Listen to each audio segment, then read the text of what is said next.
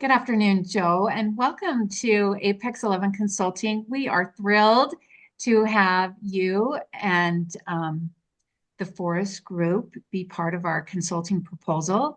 Our team consultants are listed on the bottom of the screen, and you'll hear from each of us. The business problem overview um, states the lack of team cohesion and clear expectations, an unhealthy conflict, and building trust.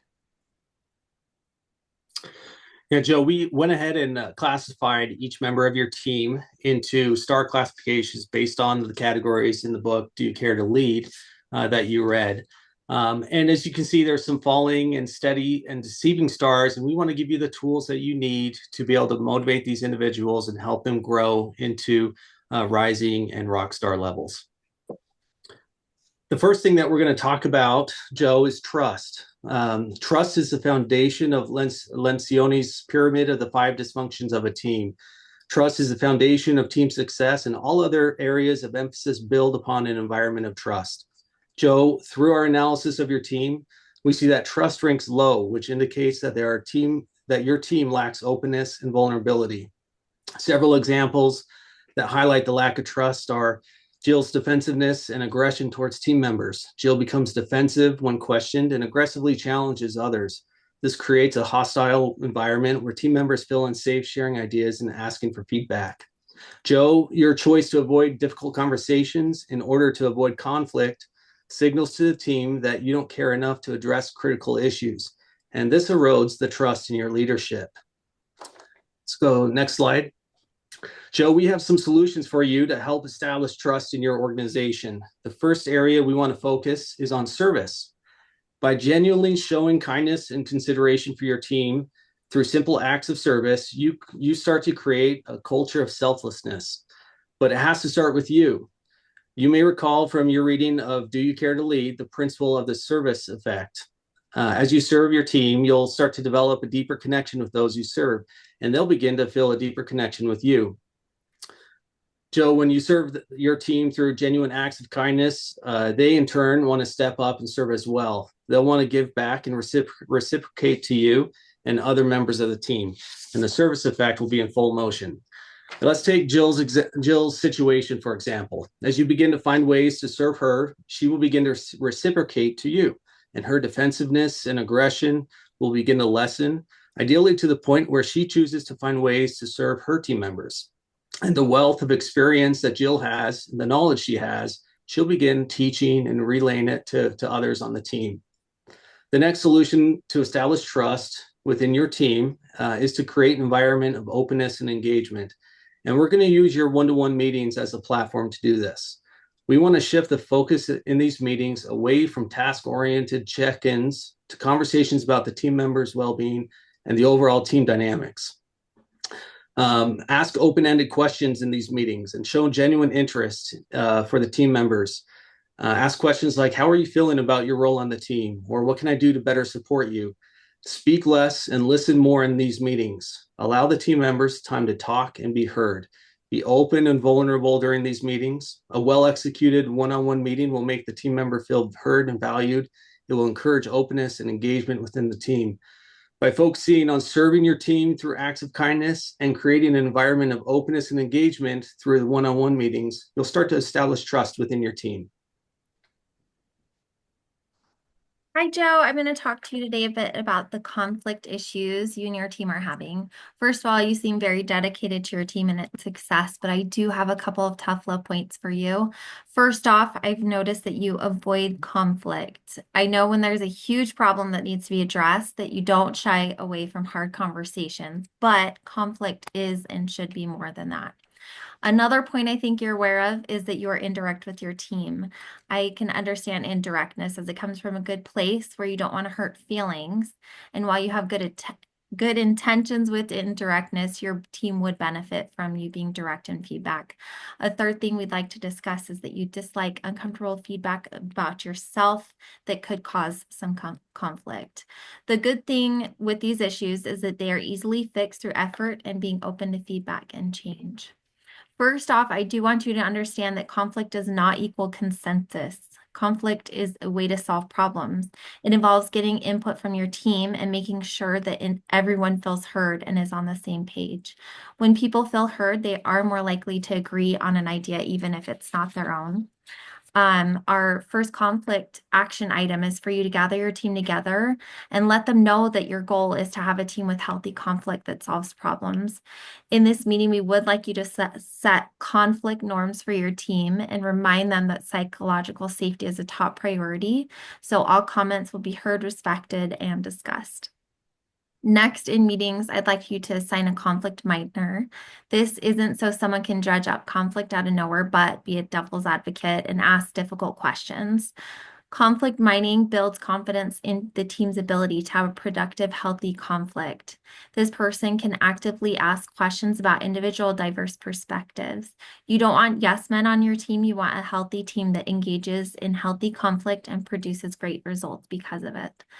Lastly, Joe, we would advise you to listen to feedback from your team and rather than take them as a personal attack that's contentious and disagree with criticism, be open, actively listen to things and change leadership style as needed. You could do this through start, stop, continue or 360 feedback surveys. Joe, we're going to talk about commitment here. You've got some issues with that with yourself and with the team. You drive meetings without an agenda. You look for consensus. You do not engage all team members. One-on-one meetings are not very effective. Your general lack of commitment from the team is leading to not completing tasks on time, poor communication, disrespectful and hurtful talk, and some individuals just not showing up on time or leaving early. We have some solutions for you here. Next slide, please. I guess first and foremost, develop some rules of engagement on how the team was going to commit to their behavior and is follow through on assigned or voluntary tasks, respect deadlines, behaviors in meetings such as undivided attention, no phone or email, and keep comments directed at business topics, not each other. Be respectful. And having some guidelines. I know you have problems with managing behaviors. This will help you to point back at something when you have an issue. So, nope, these are the rules. This is how we're behaving. And there's a kind of a metric you can fall back on. Next slide, please. You guys need to develop a thematic goal. It's a single, temporary, qualitative, time-bound, and shared goal for all of the team to rally around and become motivated. It will require some defining objectives that can easily be measured or assessed, and these will be in companionship with your ongoing business objectives. This needs to be developed by the team so that they can commit to it and have some ownership. It's not just being driven from the top down. I got an example on the next slide, please. This is from a services company. So this thematic goal, the example is they want to increase their utilization of current assets to drive profit in 2025. See the thematic goal here. They have their defining objectives, which are tied to the goal, and then their ongoing business objectives as well. These will be spun into the scorecard, which will present later in the results section as a way to track progress and to drive meetings. Next slide, please. So in meetings, in your next meeting, you should clearly state your expectations. This will just highlight everyone's expectation or your expectations of the company so that everyone's aware of them, particularly schedules, office presence, and expense policy. I know you had some problems with that in the past. Also, at the start of each meeting, you should review the thematic goal and the scoreboard. Maybe you could change whoever has to review that at the top of each meeting so that everyone has to partake in it. Next slide, please. Other stuff you need to do in meetings is set deadlines for any action items that are assigned, and this will set the stage for holding people accountable for their responsibilities. Before leaving a meeting, You should review all of the topics discussed, make sure everyone's clear on it, have them write it down, and then everyone needs to agree on what needs to be disseminated through the ranks. This needs to be done for clarity. Everyone needs to be clear as far as what direction the team and the company are going, and then it controls the message that gets cascaded down throughout everyone, so people aren't going to be aimlessly working, I guess. That should help drive commitment within the team. So Joe, as John mentioned, as you're looking at metrics, accountability drives success in your business. And so you want to look at this scoreboard. It's going to allow the Forest Group to comprehensively track your performance across various key areas, whether it's operations, finance, customer satisfaction.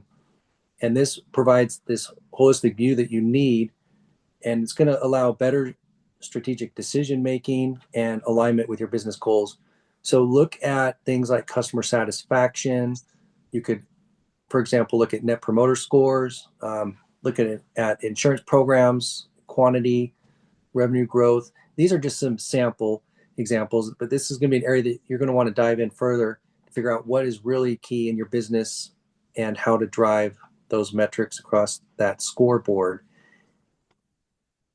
And then next, we'll look at accountability issues. So we want you to really embrace discomfort that's going to come from having these difficult conversations. We talked about earlier some of those potentially deceiving stars and those behaviors that need to be corrected. The one-on-one is really the place to address that.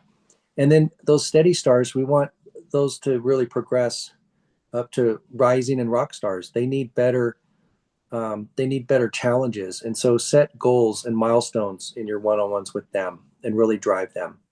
And that performance monitoring is really going to help track against your key performance indicators across the business. And you're going to find that with better data-driven decision-making, you're going to have concrete data rather than just intuition. And in this case, you're going to actually be able to have those conversations around performance. So that lack of accountability, that's what's causing this stagnant growth. If we want more growth, we need to drive accountability over those behaviors and over those actions that are going to track so that you can bring that growth back into your organization. Next. So in next meeting, we challenge you upfront, clearly state your expectations for the team. And if there's problems, we need to address them quickly. And we want a shared approach. We want all of the different team leaders to really have ownership around not only the behavior standards, but how their teams are going to align and how they're going to succeed. So start your meetings by reviewing the thematic goal and the scoreboard. That thematic goal should really be top of mind for everyone, and they should be looking for ways to drive success in their own individual activities and in their own teams. When you look at why this is important, you can't ignore the goals that are being published, that are being posted, and that are being reviewed on a regular basis. When employees really understand those goals and metrics and how their work is contributing to them, it's going to boost engagement and motivation on the team. Next. Consensus is not always the right solution. We need to have the team bring out conflict, and you can really actually function as an important role in conflict mining and really driving those hard conversations and making sure that everyone is participating. And then you discuss the risks and even worst case scenarios and contingency. And sometimes you're not going to come to a consensus, and that's perfectly fine. Everyone's had the opportunity now to provide their input in their discussion. And now it's your job to make a decision for the team. And even if the team's ideas are not fully implemented, the fact that they had an opportunity to discuss them and provide their input now they can recognize that they're going to be more willing to support you in those decisions because they have a stake in at least identifying through communication.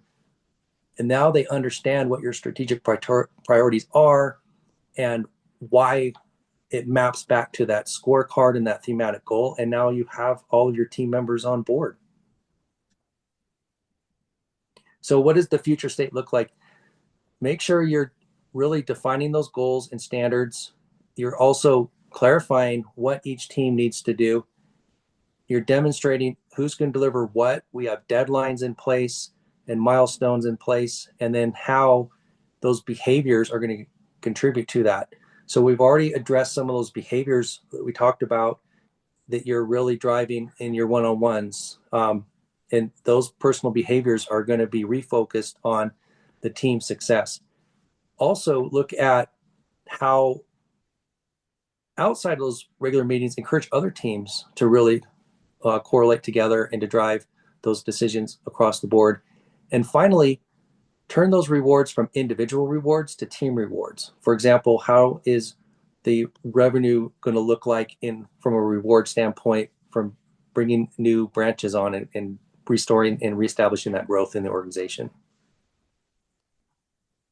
Thank you, David. And thank you, Joe, for being willing to make some changes. I will address the inattention to results. Inattention to results can lead to a fragmented team environment where personal goals overshadow collective objectives. This can result in decreased innovation, lower morale, and ultimately a decline in overall organizational performance. To keep your team aligned and engaged, we recommend 4 key strategies. Set clear objectives. Defining measurable goals ensures focus and helps identify disengagement early. Foster open communication. Regular discussions promote transparency. Tackle the challenges and prevent misalignment. Use performance tracking tools. Dashboards provide real-time insights, highlighting participation gaps for timely interventions. And lastly, implement results-based rewards. Recognize and incentivize contributions to reinforce accountability and motivation. Creating a results-oriented culture starts with clear performance metrics, for example, KPIs that align with company goals, ensuring measurable success in areas such as revenue growth and project completion. Setting SMART goals and utilizing a scoreboard system provides real-time tracking and direction. Regular review meetings, whether monthly check-ins or weekly stand-ups, will keep your team aligned and accountable. Additionally, a feedback and recognition system, including real-time feedback platforms, monthly recognition awards, and peer-to-peer shout-outs, can boost engagement and motivation. What is the role of the scoreboard? We've talked a little bit about the scoreboard. The purpose of the scoreboard, Joe, is to track performance. It's to foster transparency and drive motivation. This particular scoreboard is an example of what your team could utilize. It emphasizes the thematic goal, for instance, increasing utilization in 2025. The objectives shown are utilization, customer visits, customer interaction tracking, new customer contracts, and qualified opportunities. The objectives should meet your company's specific needs. You have the flexibility to define the most critical objectives for your team success and customize the indicators that reflect your progress. Regularly reviewing the scoreboard ensures the entire team will stay engaged, focused, and aligned with the company's priorities. This is an overview of the action plan for addressing inattention to results. It is the what, the why, and the how. Establish a results-driven culture, improve productivity, engagement, accountability, and profitability. Set clear and measurable goals. Use scoreboard for tracking progress, and conduct regular performance reviews and recognize team achievements. I will turn now to Britton, who will give our final conclusion. We put this training plan together. We'll leave it with you to review, and we wish you nothing but luck in the future.